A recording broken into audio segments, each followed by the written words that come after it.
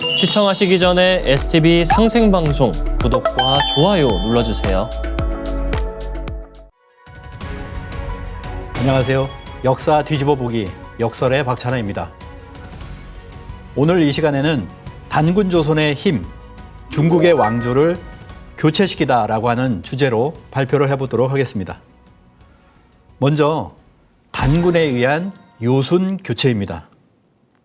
자, 단군 왕검 때는 여고동시라고 해가지고 단군과 요임금이 거의 동시대 인물로서 묘사되고 있습니다. 그럼 이때에 우리가 보통 요순 시대라고 하면 평화의 시대, 이상향의 시대로서 묘사가 많이 됩니다. 근데 과연 이 요순 시대라고 하는 것이 태평성대한 시대였을까?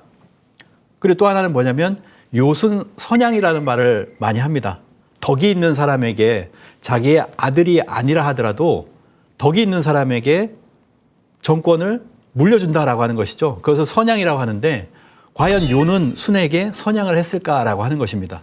이 요순 선양이 거짓이라는 건데요.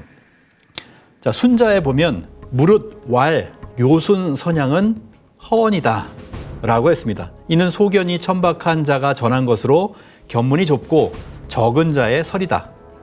또 전국시대 말기의 한 비자는 신하가 임금을 시해한 결과라고 설명하고 있습니다. 순이 요를 협박하고 우가 순을 협박하고 탕이 거를 협박하고 무왕이 주를 정벌한 이 사인의 왕자는 신하가 그 임금을 시해한 것이다 라고 한비자는 주장하고 있습니다. 자, 죽서기년에는요 순이 요를 가두었다 라고 이렇게 했습니다. 자, 사기정의에서 사마정은 죽서기년을 인용해서 요의 덕이 쇠해지자 순이 가둔 바 되었다. 순이 가두었다라고 하는 겁니다. 순이 요를 가두고 다시 단주를 쓰러뜨려 근절하여 부자로 하여금 서로 보지 못하게 했다. 자, 당대의 유지기는요. 사통 가운데 급총세어를 인용해서 순이 요를 평양으로 내쫓았다. 순이 요를 내쫓았다라고 설명을 하고 있습니다. 자, 이것은 무엇이냐면 바로 요순 선양이 아니라는 거예요. 그러면 어떻게 됐느냐? 바로 단군 왕검의 명령에 의해서 요순 정권 교체가 이루어졌다라고 하는 겁니다. 자, 이것을 단군세기 태백일사를 보시면 이런 내용이 있습니다. 요가 순에게 의지하여 목숨을 보존하고자 나라를 넘겨주었다라고 하는 겁니다. 나라를 넘겨주었다. 자, 구체적으로 한번 보도록 하겠습니다. 단군 왕검 때 바로 당요와 같은 때인데 요의 덕이 갈수록 쇠하여 영토 분쟁이 끊이지 않았다. 이에 천황께서 우순에게 명령하여 영토를 나누어 다스리게 하고 우순이 바로 순입니다. 군사를 보내 주둔시키셨다. 우순과 함께 당요를 정벌할 것을 언약하시니 요 임금이 힘에 굴복하고 순에게 의탁하여 의존하여 목숨을 보존하고자 나라를 넘기게 되었다라고 하는 것입니다. 자, 이 나라를 넘김을 받은 순 임금은 동이족입니다. 맹자가 말하기를 순 임금은 제풍에서 태어나서 부하로 이주해 명조에서 세상을 떠났으니 동이지인이다. 순 임금은 동이 사람이다라고 하는 것을 맹자에서 서술하고 있습니다. 실제로 동이박물관이 이제 산동에 있거든요. 지금 여기 가 보시면 이렇게 네 동상을 세워놨습니다. 왼쪽에 보면 태호복희 씨, 그리고 그 다음에 소옥음천 씨, 그리고 세 번째 치우천왕, 그리고 마지막에 오른쪽에 보시면은 바로 순임금입니다. 여기가 이제 순임금이죠. 그래서 대표적인 동이족으로서 태호복희, 소옥음천, 치우, 순임금을 이렇게 세워놨습니다. 순은 동이족이라고 하는 거죠. 그래서 순에게 나라를 넘기게끔 단군 왕건께서 명령을 내려셨다라고 하는 거예요. 자, 이 부분을 우리가 주목을 해야 되겠습니다. 자, 이어서 단군 왕검과 부르태자 9년 대홍수에서 이 중국을 구하는 사건이 있었습니다. 자, 이걸 통해서 바로 당대의 중국과의 관계를 한번 보도록 하겠습니다. 자, 부르태자는 낭야에서 순을 만나 보고를 받습니다. 홍수 상황이 어떻다라고 하는 그 보고를 받는 것이죠. 자, 송화강 아사달에 있었던 바로 부르테자가 낭야성으로 갑니다. 자, 낭야성으로 가서 순임금을 이렇게 만나게 되는데요. 순임금을 만나게 되는데 여기를 지금도 낭야성 그리고 낭야대라고 이렇게 부르고 있습니다. 태백일사를 보시면 갑술년에 부르테자가 명을 받고 특사로 도산에 갈 때 이 도중에 낭야에 들러서 반달 동안 한 15일 되는 거죠. 머무르며 백성의 사정을 묻고 들었다. 이때 우순이 사학을 거느리고 치수에 관한 모든 일을 보고하였다. 지금 홍수가 어떻게 치수를 하고 있습니다라고 하는 것을 바로 부르테자에게 보고를 올린 사람이 누굽니까? 바로 순입니다. 순. 자, 그리고 이제 낭야인데요. 지금 중국에서 최고의 인기 드라마가 있습니다. 낭야방. 이거를 우리나라 들어올 때 랑으로 이렇게 표시를 해가지고 랑야방이라고 하는데 이게 바로 낭야입니다. 낭야방이라고 하는데요. 왕권을 둘러싼 암투 뭐 이런 걸 그린 그런 정통 사극인데 이게 방영이 됐어요. 그래서 굉장히 큰 히트를 쳤습니다. 2015년에 중국에서 54부작 드라마로 방영이 되어서 시청률 1위를 기록했다라고 하는 거죠. 여기서 뭐가 나오냐면 그 유명한 낭야가 나옵니다. 과연 이 낭야는 무엇이냐? 왜 낭야에서 이렇게 만나게 되었는가라고 하는 거죠. 이 낭야성의 유래가 태백일사 삼환 관경 본기에 나오게 됩니다. 치두남의 아들 낭야가 즉위하였다. 경인년에 가한성을 개축하였는데 번한왕 낭야가 쌓았으므로 낭야성이라고 했다라고 하는 겁니다. 낭야성이 있는 곳, 지금 낭야군이거든요. 여기가 왜 낭야가 되었냐? 이걸 모르고 있어요. 근데 그게 뭐냐면 치두남의 아들 낭야가 2대 번한의 왕이 됩니다. 자, 그래서 번한의 75대 왕의 계보를 보시면요. 맨 앞에 치두남이 있습니다. 단군 왕검께서 치두남을 임명을 하게 되죠. 그리고 치두남이 죽고 그 아들이 그 자리를 맡게 되는데 바로 낭야입니다. 그리고 낭야의 아들 물길 이렇게 쭉 이어지게 되는 것이죠. 그래서 75명의 번한의 왕이 있었는데 2대 왕이 누구냐면 바로 낭야왕이라는 겁니다. 이 낭야왕이 가한성을 개축하여서 이것을 낭야성이라고 한다. 그래서 고대 그 지도를 보시면요. 여기가 이제 산동성이잖아요. 산동성 아래쪽에 보시면 낭야라고 여기 보이시죠? 낭야라고 되어 있습니다. 그리고 똑같은 또 다른 지도를 보시면 낭야산이라고 이렇게 되어 있어요. 낭야산, 낭야라고 이렇게 되어 있죠. 그리고 구글 지도에서 낭야를 검색을 해보시면 똑같은 곳에 낭야가 나오게 됩니다. 똑같은 곳에. 그래서 지금도 낭야라고 하고 있다. 그러니까 이제 드라마도 낭야방이라고 지금도 나오고 있는 거잖아요. 자, 이곳에서 뭐냐면은 이곳에서 순을 만나게 되고 나중에는 뭘 합니까? 순을 감시하는 그런 가무소를 설치를 하게 돼요. 우순을 감독하고 감시하는 곳, 그것이 뭐냐면 가무소라고 합니다. 자, 이때 가무소를 낭야성에 설치하여서 구려분정에서 논의된 일을 결정하였다라고 하는 그런 구절이 있습니다. 자, 태백일사를 보시면 9년 홍수가 일어나서 그 재앙이 만민에게 미침으로 단군 왕건께서 태자 부르를 보내어 우나라 순임금과 약속하게 하시고 도산회의를 소집하셨다. 순임금이 사공 우를 보내어서 우리의 오행치수법을 받아서 치수에 성공하게 되었다. 이때 가무소를 낭야성에 설치하여 구려분정에서 논의된 일을 결정하였다라고 하는 그 구절이 있다라고 하는 것이죠. 자, 결론을 하나 내리면 이 낭야의 유래를 알 수 있는 기록은 태백일사 삼환 관경본기의 기록밖에 없다라고 하는 것입니다. 이 낭야 지금도 남아있는 이 낭야가 무엇이냐? 바로 2대 번한 왕의 이름이다라고 하는 것을 알 수가 있습니다.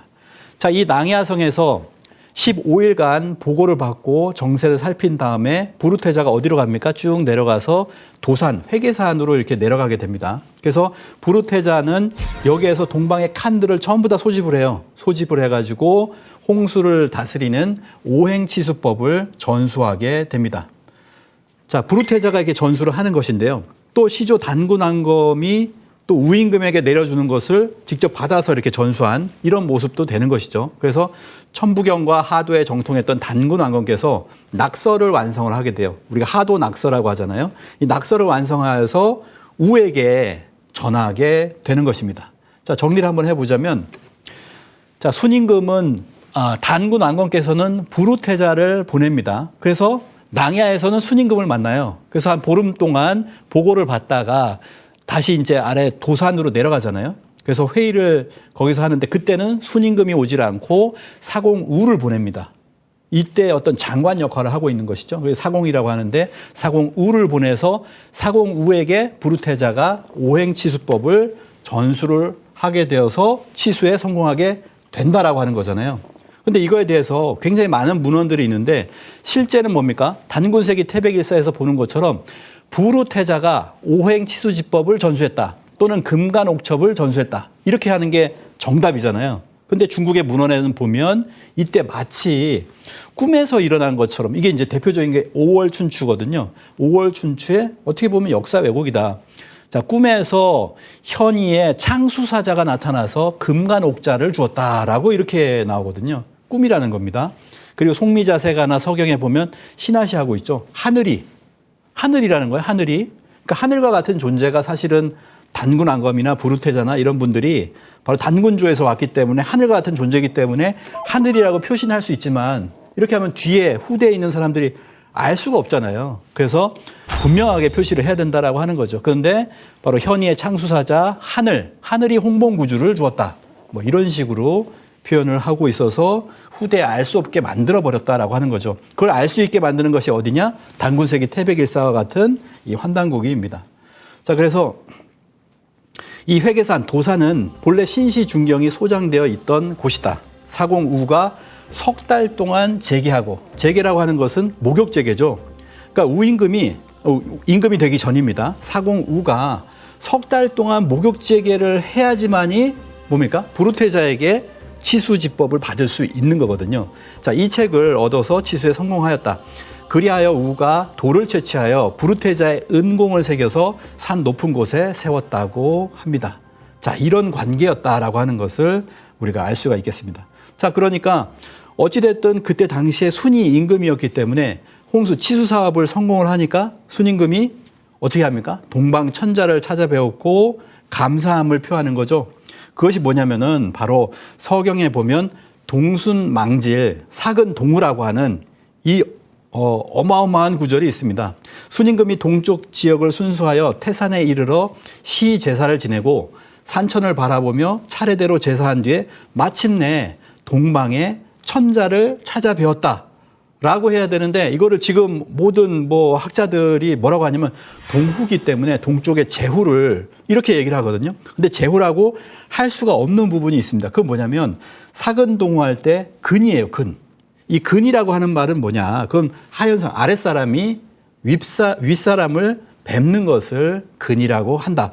더 구체적으로 이야기하자면 제후가 천자를 뵙는 것을 근이라고 합니다. 제후가. 그러면 여기서 제후가 누굽니까? 우순이 제후예요.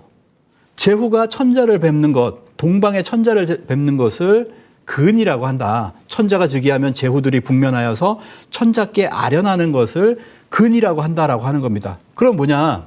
여기서 근 동후라고 하면은 이 근 때문에 동후의 번역이 바뀌게 되는 거예요. 동후는 그냥 제후라고 번역을 하면 안 되는 거죠. 그죠? 여기가 제후고 제후가 천자를 갖다가 배우는 건데 어떻게 동후를 갖다가 제후라고 번역을 할 수 있겠어요? 이건 잘못된 번역이다. 그렇지만 많은 학자들이 지금까지도 이거를 잘못된 번역을 하고 있다라고 하는 겁니다. 본 뜻은 무엇이냐? 서방의 제후 순임금이 동방의 천자를 아련했다. 단군왕검을 아련했다. 나중에 되면 이제 부루단군을 아련했다. 이렇게 되겠죠. 그래서 순임금이 요임금에게서 왕위를 물려받은 뒤에 단군왕검의 명령으로 이렇게 물려받았으니까 당연히 이렇게 아련을 하는 거죠. 왕위를 물려받은 뒤에 차례로 천신과 산천의 제사를 지내고 동방의 천자이신 단군왕검을 찾아뵙는 과정입니다. 이게 근이죠. 그래서 이것이 사망광경 본기에 보면 이렇게 나옵니다. 진국은 천자가 다스림으로 5년에 한 번 순행하였다. 이거 단군조에서는요, 이쪽에 5년에 한 번 저 순이 잘하고 있나 한 번씩 와보는 거예요. 순행을 하는 겁니다. 근데 그럼 순은 어떠냐? 제후이므로 진한의 조근, 조라고 하는 것은 봄에 이렇게 찾아뵙는 거고 근은 가을에 찾아뵙는 거다. 이렇게 해서 조근이라고 한다고 하는데 조근하는 것이 4번이다라고 하는 겁니다. 4번이나 이게 1년에 4번 이렇게 되는 거죠. 4번을 찾아뵈야 된다라고 하는 겁니다. 왜냐? 여기에 명확하게 나오죠. 수는 제후이므로. 수는 제후라는 겁니다. 그리고 또 뭐냐면 제후이기 때문에 뭐냐면 천자국의 도량형과 통일을 해야 되는 거예요. 도량형이라고 하는 건 뭡니까? 길이, 부피, 무게 이런 것들을 재는 것들을 정확하게 길이를 뭐 30cm를 갖다가 뭐라고 한다라고 하면은 천자국에서 그렇게 정하면은 제후국에는 그걸 그대로 따라 해야 되는 거죠. 네, 이게 도량형을 통일하는 겁니다. 그래서 실제적으로 문헌은 어떻게 되냐면 사근 동우 동쪽의 천자를 찾아뵙고 그 다음에 뭐가 나옵니까? 협시월 정일 그 다음에 이렇게 해서 도량형이 나오잖아요. 동방의 군주를 아련하고 시와 달을 맞추고 그리고 날짜를 바로 잡았고 음률과 도량형을 맞추었다, 통일하였다. 그 천자국과 통일하였다라고 하는 거예요. 표준으로서 음률과 도량형은 천자만이 정할 수 있는 겁니다. 동방의 단군을 아련하고 천자국인 단군 조선과 날짜를 맞춰야죠. 음률을 맞춰야죠. 도량형을 맞추었다라고 하는 것을 알 수가 있습니다. 자, 요거를 정리를 잘 해주신 분이 우리 이완영 이사님인데요. 서경 우서 순전 동후의 빌내적 접근 해석이라는 논문을 쓰셨어요. 그래서 자, 이 구절이 어떤 예법이냐라고 하는 것을 정리를 굉장히 잘 해주셨습니다. 그래서 이거는 빼도 박도 못하게 제후인 순이 동방 천자에게 예법을 행한 것이다 라고 하는 것을 결론을 잘 내주셨습니다. 자, 그 다음에 뭡니까? 요순 다음에 우라고 우리가 얘기를 합니다. 하우시라고 얘기하죠. 하나라를 연 우인데요. 우임금이 홍수를 해결했습니다. 임금이 아닐 때죠. 임금이 아닐 때 사공우로서 홍수 문제를 해결을 하여서 민심을 얻어서 하나라를 열게 되는 것이죠. 자, 한중 역사 연표를 보시면 우리가 단군 조선은 1왕조, 2왕조, 3왕조가 있다라고 했잖아요. 1왕조는 삼한, 2왕조는 삼조선, 그리고 대부여로 이렇게 이어지는데요. 이 1왕조일 때 그 초기에 뭐가 있습니까? 요, 순, 우라고 하죠. 하우시로부터 시작하는 하나라로 이제 전개가 이렇게 됩니다. 그래서 우는 아버지 고니 치수에 실패하여서 순임금에게 처형당해요. 자, 이것이 좀 원한을 맺어 있는데 그 뒤를 이어서 나라의 치수 사업을 맡아보던 사공신분이었습니다. 우는 순을 대신하여 도산회의에 참석해서 고조선의 태자 부루에게서 오행치수법이 적힌 금간옥첩을 받았고 이 비법으로 홍수를 해결했어요. 그래서 인심, 민심을 얻어서 나중에 하나라를 열게 됩니다. 결국엔 뭐냐면 이 하왕조가 탄생한 배경이 무엇이냐. 그건 단군 왕검이 태자 부루를 통해서 9년 홍수를 다스리는 비방을 전해줬기 때문이다. 그래서 어떻게 됩니까? 민심을 얻은 우임금이 순을 제거하게 돼요. 왜냐하면 순이 아버지를 죽였잖아요. 그래서 그 원한을 풀게 되는 그런 과정이 있는데 이게 아까 보셨던 문헌에서 보면은 전국시대 한비자는 우가 순을 협박했다. 이렇게 나오잖아요. 이렇게 나옵니다. 그리고 이제 신하가 임금을 시해한 결과 4가지 중에서 하나로서 얘기를 하고 있는데 신하가 그 임금을 시해한 것이다. 또 당의 유지기는요. 순은 우에게 창호까지 쫓겨가서 죽었다. 순이 쫓겨가서 죽었다는 거예요. 누구에게? 바로 우에게 쫓겨가서 죽었다라고 하는 겁니다. 자, 이렇게 해가지고 순을 쫓아내고 우가 하나라를 열게 된다는 것이죠. 자, 그래서 바로 당요, 그 다음에 우순, 그 다음에 하나라의 우임금이 등장을 하게 되고요. 이 하나라가 얼마를 가냐면 300년을 갑니다. 304년, 300년을 가게 되는데 임금이 몇 명이냐면 17명이 등장을 하게 돼요. 이 17명이 등장하게 되는데 이 임금 중에서 몇 사람 같은 경우에는 우리 문헌에 그게 정리가 되어 있다. 기록이 나와 있다라고 하는 겁니다. 한번 보도록 하겠습니다. 자, 그래서 하나라는 마지막 군주까지 17명이잖아요. 마지막 군주까지 내내 고조선을 상국으로 모셨다라고 하는 겁니다. 자, 4세 오사구 단군 때를 보도록 하겠습니다. 그때는 하나라 5세 왕 때인데요. 5세 왕 상입니다. 이 상이 실덕함으로 임금께서 식달에게 명하여 남, 진, 변 3부의 군대를 이끌고 가서 정벌하게 하셨다라고 합니다. 천하 사람들이 그 소식을 듣고 복종했다라고 하는 겁니다. 이때는 뭐냐면 하나라에 들어가서 정벌을 해버려요. 왜냐하면 덕을 상실하고 있었기 때문이다. 이렇게 이야기를 합니다. 자, 6세 달문 단군 때는 하나라 6세 왕 소강이 사신을 보내어서 신년 하례를 올렸다. 이런 기록이 있고요. 8세 우수한 단군 때는 임금이 미복을 입고 몰래 국경을 벗어나서 하나라의 실정을 살폈다라고 하는 그런 구절이 있습니다. 그리고 11세 도회 단군 때는 정묘년에 장정을 징집하여 병사를 만드시고 선비 20명을 뽑아가지고 하나라 수도로 보냅니다. 하나라의 수도로 보내서 국훈, 나라의 가르침, 단군조의 가르침을 전해서 그 위험 있는 명성을 보여주셨다라고 하는 그런 구절이 있습니다. 그리고 하나라의 13세 왕 근이 사신을 보내 박무를 바쳤다라고 하는 기록이 또 따로 있습니다. 자, 정리를 해볼까요? 그러면 17위 왕 때 그 기록을 보셨죠? 5대 왕, 상 왕일 때 4세 오사구 단군과의 기록, 그리고 6세 달문 단군 때 소관과의 그런 기록이 있고요. 11세 도회 단군 때에 또 그 하나라 왕과의 교류의 그런 기록이 있습니다. 자, 이렇게 이어져서 마지막에 어디로 갑니까? 하나라의 멸망으로 갑니다. 하나라의 멸망이라고 하는 것은 하은주, 하상주라고 얘기하잖아요. 은나라, 상나라라고 얘기하는데 바로 하나라가 멸망하고 은나라로 교체되는 거예요. 여기에 깊이 관여한 것이 바로 단군조선이다라고 하는 건데요. 이걸 한번 보도록 하겠습니다. 이때는 누구냐면 13세 흘달 단군 때입니다. 13세 흘달 단군께서 은나라와 함께 하나라의 마지막 왕 거를 제거하게 된다. 마지막 왕이죠. 거입니다. 마지막 왕이니까 사실 방탕스러운 그런 어떤 사치를 즐겼죠. 그런 모습을 이제 만화로 그려놓은 건데요. 13세 흘달 단군께서 은나라와 함께 마지막 왕 거를 제거를 했다라고 하는 겁니다. 이게 이제 단군 세계에 나와 있거든요. 이 기록이 굉장히 중요한데, 자, 13세 흘달 단군 가보년입니다. BC 1767년 이해 겨울에 은나라가 하나라를 정벌하니, 이때 처음 정벌하는 거예요. 은나라가 하나라를 정벌하니 하나라 걸왕, 마지막 왕이 구원을 요청하게 됩니다. 흘달 단군에게 저희 좀 도와주십시오 라고 하니까 단제께서 읍차인 말량을 보냅니다. 말량으로 하여금 구한의 군대를 이끌고 가서 도와라. 처음에는 도우라고 얘기를 해요. 은나라 탕왕이, 그러니까 은나라의 이제 탕왕이 이제 정벌을 가려고 했다가 구한의 군대가 오니까 아, 이거 우리가 잘못했구나라고 하면서 사죄를 하게 됩니다. 자, 이렇게 되는데 이때 문제가 발생하죠. 이에 말량에게 어명을 내려 군사를 이제 되었으니 이제 군사를 돌리자라고 했는데 이 하나라의 걸왕이 조약을 위반하게 돼요. 병사를 보내서 길을 막고 약속을 깨려고 합니다. 이에 은나라 사람들이 함께 하나라 걸왕을 정벌하기로 하여 몰래 신지우량을 파견하여서 견의 군대를 이끌고, 아까는 이제 구한의 군대를 이끌고 갔잖아요. 근데 이번에는 또 다른 견의 군대를 이끌고 가서 낙난과 합쳐서 진격을 하여가지고 관중의 빈기 땅에 운거하여 관청을 설치하기까지 하였다라고 하는 겁니다.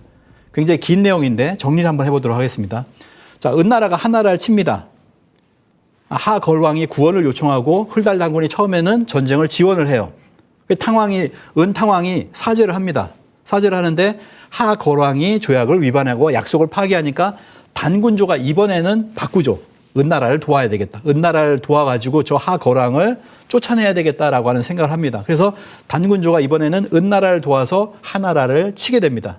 자, 그리고 견이와 낙랑이 합쳐서 관중의 빈기 땅에 응거하여 관청을 선치했다. 자, 이런 과정이거든요.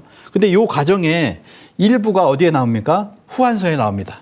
자, 후한서에 뭐라고 나오냐면 걸왕이 포악함을 일삼으니 여러 동이들이 쳐들어왔다. 이렇게 나옵니다. 여러 동이들이 쳐들어왔다. 여러 동이라고 하는 건 뭐냐면 뒤에 보시면은 견이와 낙랑이 합쳐져서 이렇게 쳐들어오는 거잖아요. 그러니까 여러 동이들이 쳐들어왔다. 이렇게 얘기하는 겁니다. 또 걸왕이 어지럽히자 견이가, 정확하게 나오죠. 견의 부대, 견이가 빈기 사이에 들어와서 점거하였다라고 해서 그 지명도 똑같이 이렇게 나오는 거예요. 정인보 선생은 뭐라고 하냐면은 가장 어기찬 일부의 진치파의 행적을 들어보건대 견이라 하는 조선인들이 하걸 말년에 한토를 횡단하여 지금 섬서성 속 빈기 근방까지 둔거한 일이 있다. 이것이 고조선의 세력권이 굉장히 넓어진 것이다 라고 이렇게 이야기를 하는 거예요. 이걸 이제 기록을 보고서, 이 후한서의 기록을 보고서 아마 이렇게 말씀을 하신 것 같습니다. 자, 그러면 견이는 어디 썼느냐? 자, 보시면은 보통 대부분의 우리가 구이족이라고 하면 조이, 구이, 내이 해가지고 이쪽에 있잖아요. 산동반도하고 이쪽에 있는데 견이는 여기 있습니다. 견이. 그죠? 견이가 있고요. 견이가 있고 여기에 빈과 기의 땅을 점유했다라고 했을 때 빈기가 이쪽에 있거든요. 그래서 굉장히 깊숙하게 들어온 거예요. 고조선이. 그런 것을 우리가 알 수가 있습니다. 자, 그러면 또 다른 문헌 규원사를 한번 보도록 하겠습니다. 규원사에 어떻게 나왔냐면 하나라 왕이 사신을 보내와 도와줄 것을 요청하자 이에 말량에게 명하여 군사를 거느리고 구해주도록 하였다. 이게 첫 번째잖아요. 근데 그 후에 하나라 왕이 또다시 군사를 보내달라고 했을 때 그때는 무도함을 꾸짖고 허락하지 않았다라고 하는 그 구절이 이제 규원사에는 나오고 있습니다. 자, 이렇게 우리 문헌에는 환단고기와 규원사와 이런 곳에 이러한 내용들이 나오는데 이 전체 스토리가 담겨 있는 중국 문헌이 있어요. 중국 문헌이 있습니다. 이게 굉장히 소중하죠. 한나라 학자 유향이 쓴 설원이라고 하는 역사 고사의 모음집이 있습니다. 순임금, 우임금으로부터 해서 지난해 이르기까지 여러 인물들의 언행, 사건, 일화, 국가 흥망의 스토리 이런 것들이 담겨 서술되어 있습니다. 이 설원에 보면 권모편이 있어요. 우리가 잘 알고 있는 권모술수라는 말이 있죠. 그 권모편인데요. 그 권모편에 보면 이런 얘기가 나옵니다. 여기에 주인공은 이윤이 되겠죠. 이윤이. 자, 성탕이 은나라의 성탕이 걸왕 하나라의 마지막 그 걸왕을 치려하자 이윤이 말하기를 청컨대 걸왕에게 바치는 공물을 맡고 그의 행동을 잘 살펴보십시오 라고 하는데 걸왕이 진노하여서 구이의 군대를 일으켜서 쳐들어왔다. 걸왕이 요청을 하잖아요. 요청을 해서 구이의 군대를 일으켰다. 이게 이제 앞에서는 뭐라고 나옵니까? 구한의 군대, 구이의 군대를 흘달 단군께서 보내주신 거죠. 그 구이의 군대를 일으켜서 쳐들어오자 이윤이 말하기를, 이윤이 조언을 하는 겁니다. 아직은 때가 아닙니다. 저들이 아직도 구이의 군대를 일으킬 수 있는 것은 잘못이 우리에게 있기 때문입니다. 이러니까 은나라 성탕이 사죄를 하고 다시 공물을 바치게 됩니다. 그런데 이듬해에 탕왕이 다시 공물을 끊어버리자 걸왕이 노하여서 다시 구이의 군대를 요청했으나 구이가 이번에는 움직이지 않는 거예요. 아까 보셨죠? 구이의 군대를 다시 요청을 하니까 움직이지 않아요. 그러니까 때가 됐습니다. 이제는 때가 됐다. 구이가 움직이지 않습니다. 그러면서 이제는 하나라를 쳐들어가는 겁니다. 탕왕은 마침내 군사를 일으켜서 잔당을 토벌하니 걸왕은 남소시의 땅으로 도망하였다라고 하는 거죠. 구이의 군대를 요청하였으나 그냥 움직이지 않는 것이 아니라 그 구이의 군대가 도와주는 거잖아요. 그런 부분은 약간 빠져 있는데요. 자, 이렇게 나옵니다. 그래서 이런 것들이 만화로 만들어졌을 때도 보면 구족지병 이렇게 나왔죠. 구이의 군대가 움직이지 않으니 이제는 저 하나라의 방탕한 거를 갖다가 이제는 정벌할 때가 되었습니다라고 이윤이 간언을 하는 겁니다. 자, 이것도 한번 정리를 해보도록 하겠습니다. 자, 성탕 거랑에게 시비를 걸다. 시비를 걸었는데 거랑이 구이의 군사와 함께 쳐들어옵니다. 그러니까 이윤이 사죄하십시오. 그러니까 성탕이 사죄를 해요. 그리고 이듬해 다시 시비를 거니까 구이의 군사가 이번에 움직이지 않은 거예요. 그러니까 탕왕이 군사를 일으켜서 거랑과의 전쟁에 승리하게 되었다라고 하는 겁니다. 자, 이거를 정리를 한번 해보면요. 단군세기와 설원 곤모를 한번 보면 이렇게 비교할 수 있다라고 하는 거죠. 그래서 이 전체 스토리가 설원 곤모에 나오는 이 전체 스토리가 단군세기하고 일치한다라고 하는 겁니다. 일치한다. 좀 전에 이렇게 들어보셨죠? 그렇게 일치하는 부분이 있었다라고 하는 겁니다.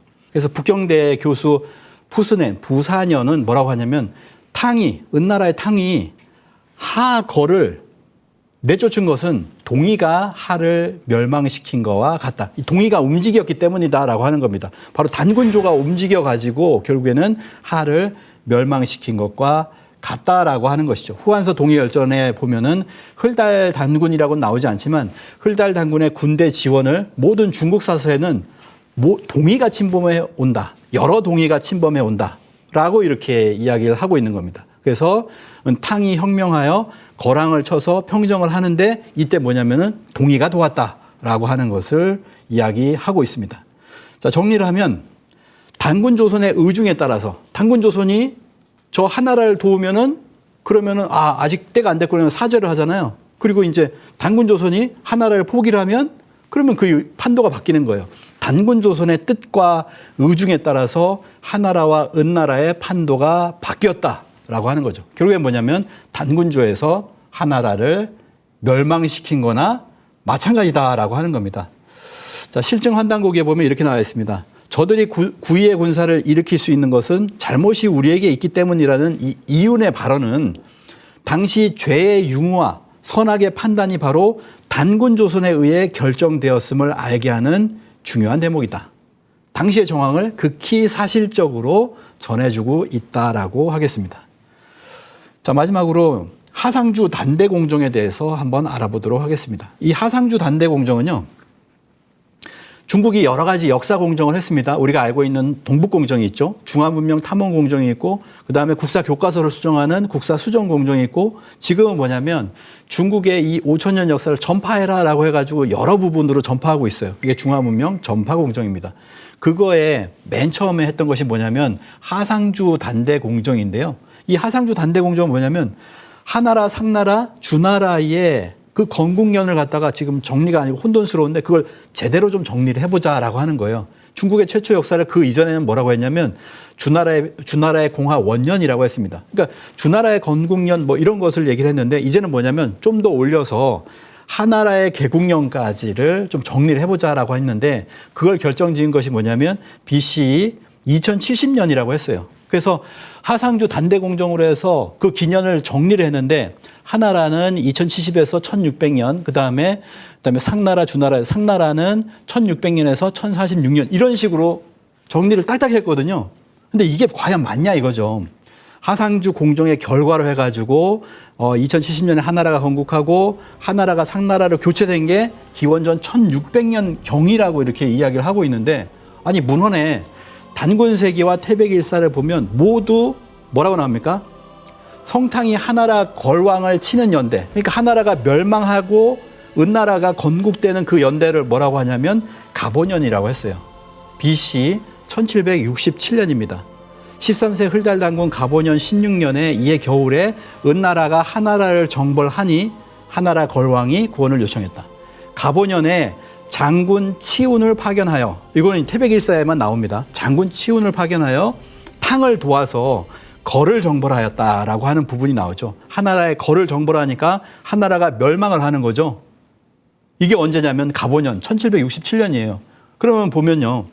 하상주 기년을 하상주 단대공정이라고 해서 그렇게 5년 동안 수십억을 투자를 해가지고 결국 만든 연대가 뭐냐면은 하나라는 1600년에 멸망했다라고 하는 건데 환단고기를 보면 정확하게 알 수 있는 거를 왜 이렇게 했는지 모르겠습니다. 하은 교체기에 깊이 관여한 단군 조선의 역사를 환단고기는 밝히고 있으며 이 하은 교체기의 연도가 가보년이다.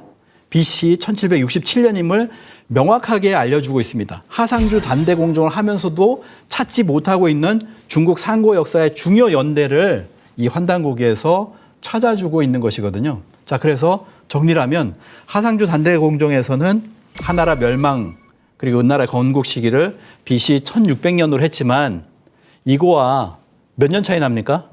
한 170년, 160년 차이 나잖아요. BC 1767년이 정확하다라고 하는 겁니다.